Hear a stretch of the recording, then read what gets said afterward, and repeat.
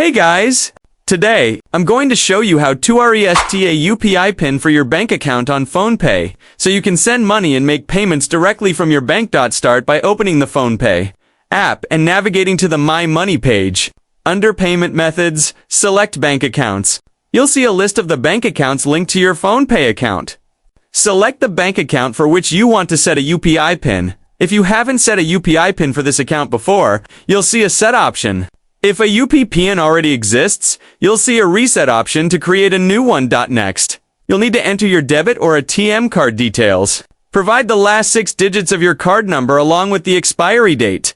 If your card doesn't have an expiry date, try entering 0049. Once you enter these details, the app will send an OTP to your registered mobile number. Enter the OTP on the next screen. Then choose a new UPI PIN that you want to set for the bank account. After entering the PIN, click Submit. Once the process is complete, your UPI PIN will be successfully set up.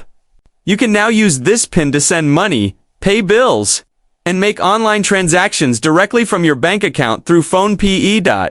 Hey guys, that's how you set up a UPI PIN on PhonePe.